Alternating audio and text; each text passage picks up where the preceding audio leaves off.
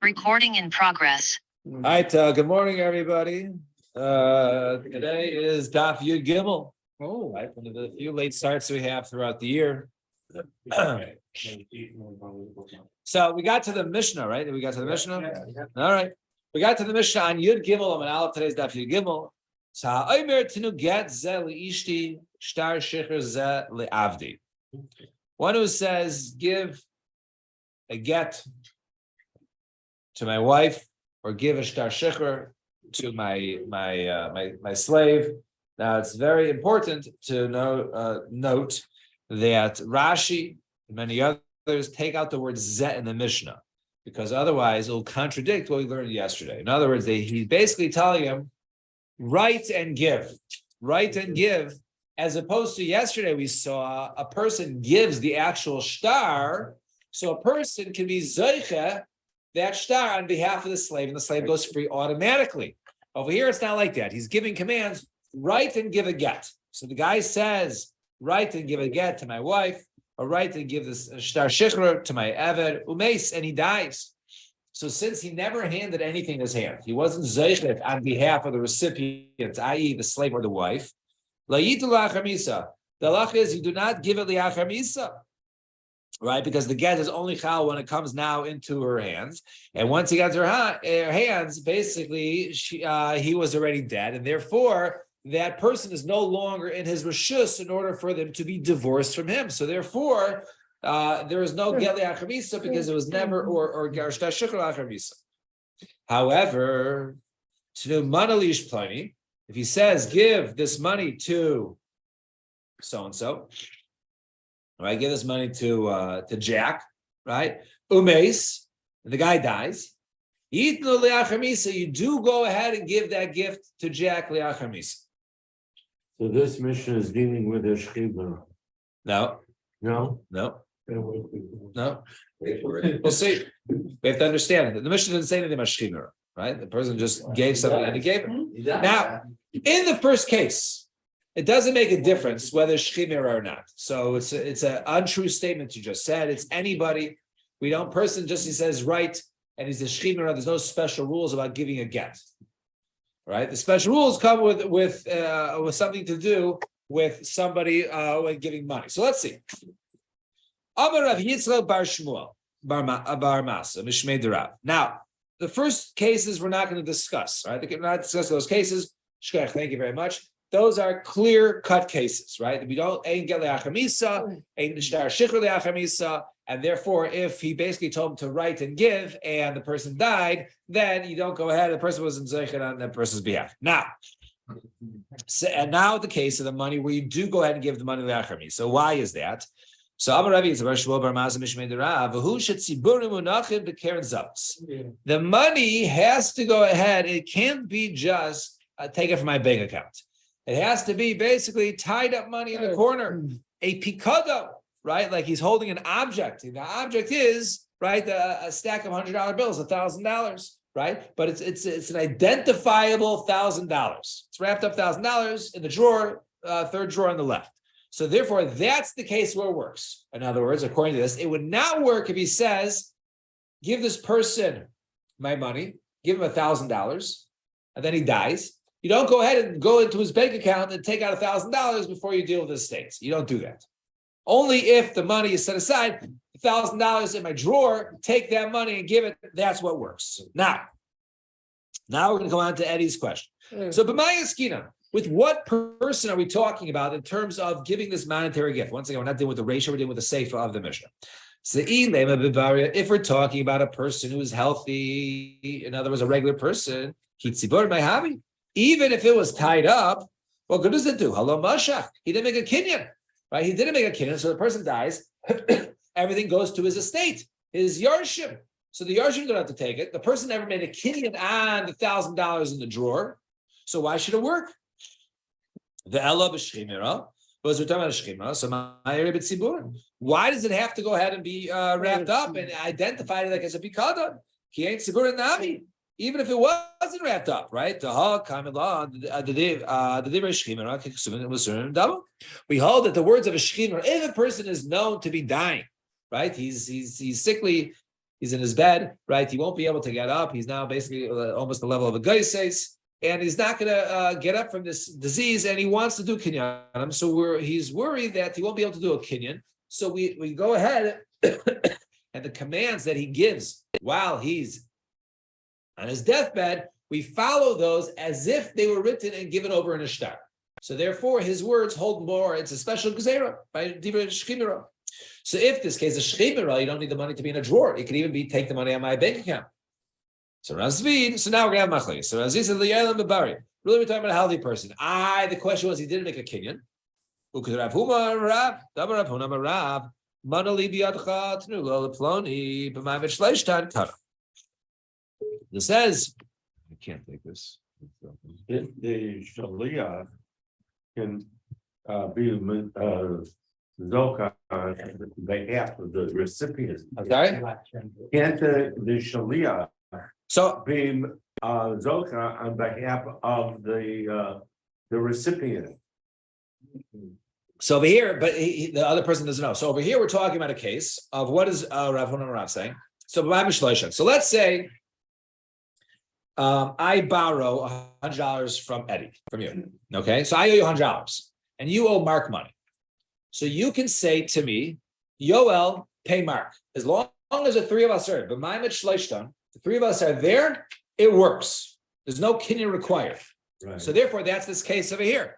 When I'm telling, really, we're talking about a healthy person, right? And he says, hey, right, go ahead and give money to so-and-so. Why? Because, you owe me the money, but just instead of giving me, give it to him. That works. So even if the person who gave that command died, right, such a case, it doesn't work. Excuse me, even if that person died, such a case does work because it's my shleishtan. As long as the three people are there, therefore it works. So that's the case we're talking about in the Mishnah. And Rav Papa Amar, so Rav Papa goes the other angle. We're talking about a sickly person. The person's on his deathbed, and we don't go ahead and we don't go ahead and why it has to be tziburim. Like another member of Rav. Damar Rav Shchimra Shamar Tnu Mana Leplani Menichse or Mana Zeh. So it says give so and so money. So according to Rav, Mana Zeh, if it's this money, nicenin. Mana Stam ain't nicenin. But if he says Mana Stam, if he just says according to Rav, a Shchimra says give money to so and so, then we don't go ahead and give. Why? Chayshina Shema Mana Kabur. Because maybe when he says give $1,000, maybe there was a special $1,000. Maybe he hid it somewhere, but that was that $1,000 and not taken from my bank account. So if he says this $1,000, then that works. And therefore, that's the case we're talking about. But if he just says give $1,000, then we don't give it from the account. Why? Because it could be that there was a special $1,000 that the person had hidden, that money was supposed to go to that recipient. By the way, the halach is that we're not chayshesh for a kfura. It's all based on the Rav Yitzchak or Shmuel. Yes, yeah, exactly, 100%. All this, the whole necessity is, because we're talking about tzibur, because the Gemara also wants to understand through that, but that was the Masorah, how this Mishnah worked, was not talking about Manostam. So they can argue. Right, that was right. So Papa Amar, so they're actually uniquely, at least the Gemara I got till tomorrow's daf, no one seems to argue, at least at this point, that we're talking about dafka b'tzibur. We're all trying to fit pshat and why, but dafka has to be tzibur. But very good point. Rav Yitzchak Bar Shmuel would be gores the word zeh. No. Zeh was only going in the ratio to get zeh and shtar shecha zeh. When he says tein mana, right? So, tzibur, that's the definition of tzibur. He doesn't have to say the word, right?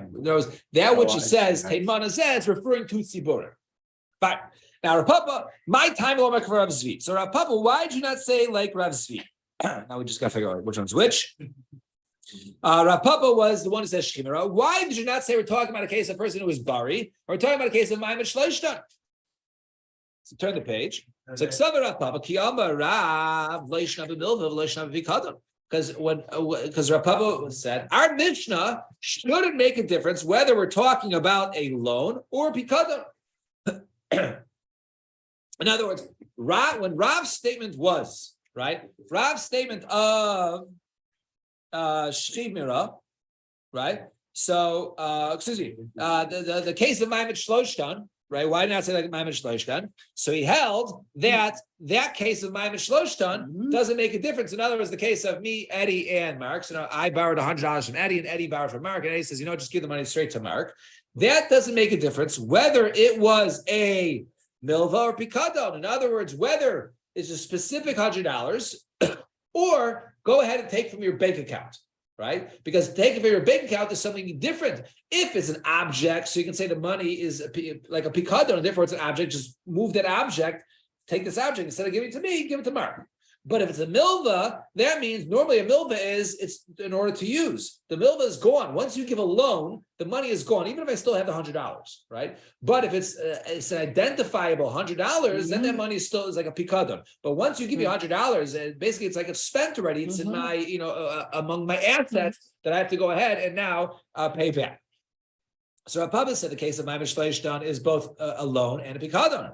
And therefore, he didn't want to say the Mishnah was talking about a milva because it was talking about Maimed Shloshtan, was only done with pikadon. And Rav Zvi, my time alone, Rav Papa. Why did you know that Rav Papa talking about shchimera? So let me talk about sneezing b'shchimera. You can't say our Mishnah is talking about a shchimera. Why? Mimai. Midiktani, by the fact it says ha'aymer tenu get zeli ishti v'shtar shichur zeli avdi. One who goes ahead and says, give this get to my wife, or give this star shichur to my eved. Umeis. And then he died, right?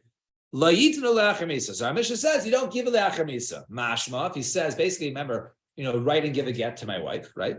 Tama demeis. It's the only reason we don't give it is because he died. But if he didn't die, then it sounds like this command would be successful. Then nice and it works. And Tama damar tenu.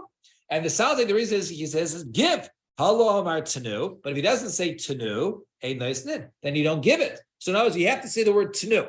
Now, if you want to say our Mishnah is talking about a shchiv mirah, so let's say, what's the scenario of a shchiv mirah who wants to go ahead and divorce his wife, right? He wants to give a get before he dies. He doesn't want her to fall to you. He wants to give her a get.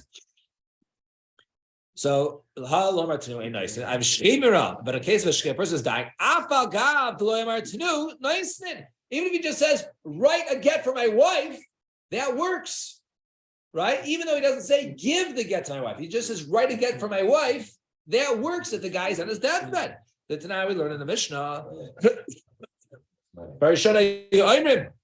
the beginning, we said, one who's going out, he's in chains, he's going to go ahead and be executed, right? By the Malchus. And V'amar kisvu get li'ishti. And he says, write a get for my wife. Harei elo yichtavu v'yitnu. You go ahead, not only do you write it, you give it, and now she's a divorced woman. Or chazur leimar. Then they said, even after that, even a person is going on a long voyage in a caravan, he says, write a get for my wife. We write and give. So according to the Rabbanan, right? What do you see over here clearly, right? That and Shizuri Aimer, Afa Masukan, even one who was deathly ill, i.e. a shchimera. So you see over here, according to Rabbi Shimon Shizuri, right, which the halacha follows, that one who is deathly ill, he just says, right, kitvu, it's as if he says, kitvu v'tenu. And therefore, back in our case, if we're talking about the case in the Mishnah, so it shouldn't have to say tenu. You don't need tenu, right? So therefore, our case is not a Mishnah. So Maska Rav Ashi, man, name Allah, the Masizan is Rav Shizuri. Who says our Mishnah goes like Rav Shizuri? Maybe it's the Rabbanan. Now the Rabbanan only said a person is going on to be executed or going on a long voyage. That's when, right, kisvu means also tenu. But he didn't. The Rabbanan did not say the word masuka, right? Did not add the word, right, when the person was deathly ill. You do it. So maybe according to the Rabbanan, right, you could say that our Mishnah actually could be a shchimera, right? Because according to the Rabbanan, shchimera we do not go ahead and write and give unless he says the word tenu. Right. So that was a question on this side. So this is it's a deflection. we're left in a Well, right. So the left machlokes says how to understand the Mishnah, either talking about shchimera, right. or we're talking about a person's bari. But either case, l'chayr, we haven't found, like Alan pointed out, somebody who says our Mishnah is a dafka talking about manazeh, like a pikadon, right? Which is tziburin, as opposed to a milva, as opposed to a loan, which the money is raised. Right. Right. Now, Gufa. Let's see about this other case. Someone says, Eddie says to me that was the case. Yo, I have $100 in your hand. Ploni, give it to Mark. But my Mishleishan, if it's in front of three of them, then Kana. Then he acquires it. And Amar Rava, Mistava Milse de Rav Bikado. We're only talking about basically where the money is a specific money. It's siburin, right? It's tied up. It's specific money. It's like a what's it called? It's like he's like a whatever, an object about the milva. But if it's just a loan, in other words, Eddie gave me $100. He Venmoed me $100. It's in my Venmo account, right? Low, they don't want to work. So the guy says, my goodness, Amarav. Rav says, I feel the milva. Even the milva, it does work. Anit Barnami, Amar Shmuel, Mishmei Levi. I have a loan. I lent you money. In other words, that money is in your estate. It's not specific money. It's a little ploni. Give it to so and so. But my mishlation from the three people. Then he acquires it. So you see over here, according to this Brisa, that my mishlation does work. I feel a bit milva. The time of my, what's the reason? Amar Meimer Nasa Kaimer Loi B'Shas Matan Maris Shibuna Li'Chol Adidcha. So he says that basically now, at the time of the loan, I am very grateful for you lending me money, and with that gratitude, I'll do whatever you want with that money. So in other words, it's like this is really part of the payment. The payment plan was you give me $100, and by me paying you back, I will do whatever you want with this $100. When I pay At the time of the loan, yeah. That's when he has it. So that was a soon see. So that's why it works. Right? But that's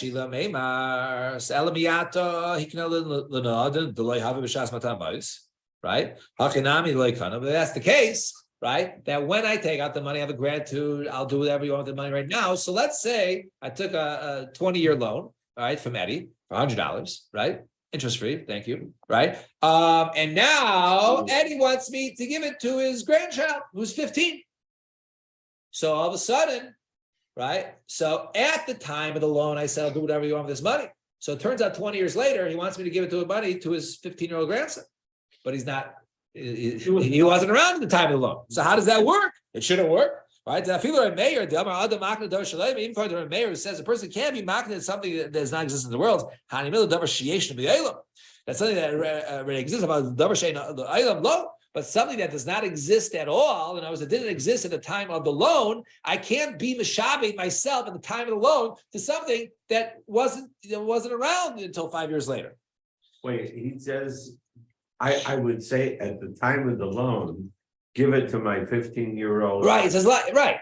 No. It's as if, in other words, what's the svara is that when I'm borrowing the money from you, since you get the money, I'll do whatever it's like as if the time of the loan, I said, I'll do whatever you want me with this money. So if it's a month, right, let's just say it's a month. And a month later you say, give it to Mark.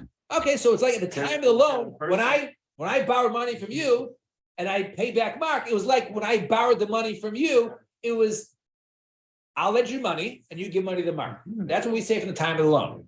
But if the recipient of the money was not alive at the time of the loan, I can't say it was like the time of the loan where I borrowed money from you and I'm supposed to pay to somebody who hasn't been born yet for another 5 years. It doesn't make sense. The logic doesn't work. So we have to need a new logic. So Rav Ashi, right, with that hana, right, that benefit that he gets from him, right, that which he gets now, basically, it's like a new loan. In other words, basically, I'm borrowing money from Eddie, and Eddie is saying, you know what, basically, this loan is done. Now go ahead and pay my grandchild. So that hana, that now I have a new lender, right, that I have to go ahead, so it sort of extends my time.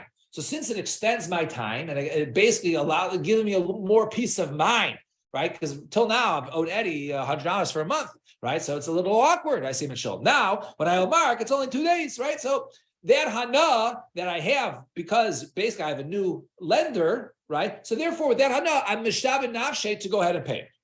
However, so Amarle Huna Mar Bered Ravashi Elamiyat Kigon Hani Debe Bar El Yashiv the Kafti Vishakli out there. So what about this? Certain families, the mafia families, you got to pay them back. Right, the bookie, you got to pay them back right when they want. They're going to go ahead and break your arm. So there is no, giving the money to new lenders. Right, none of that exists. What does that mean? That he doesn't go ahead and acquire? Because over here, right, there is no new loan. So therefore, my mishloshan shouldn't work. Right. So if you say that's the case, so you're basically now this chazal is subject to what type of person who lent the money was. Is he a mafioso guy? Is he a regular guy? Rather, this is one of the three cases of where chazal say this is the halacha midrabanan, but there's not necessarily a logic to the reason that would work. In all scenarios, it just is right. And what is this case we just said? What's the second case? One who writes all his assets to his wife. He doesn't really mean to give away all his assets to his wife, and basically any of his kids are no longer yorshim him. Rather, he's basically just making her like a supervisor, an administrator to his estate. So even he writes it's called nechasim. He didn't literally mean it. He just meant that you're in charge of my estate, but it's still under his ownership. The idach Rav Chanina hamasi isha lebno gadol bebayis, one who goes ahead and basically marries off his oldest son, right, to a woman, and either he builds a house for that, or he goes ahead and he had a house and he clears out his house for his son. Then kano, the intentions were for him to give over this house, this wedding house, to his child, and therefore the son goes ahead and acquires it. And that is also one of the cases of where we say that this is kilchasa below tam. All right, we'll stop here. Give everybody enough time to go ahead and say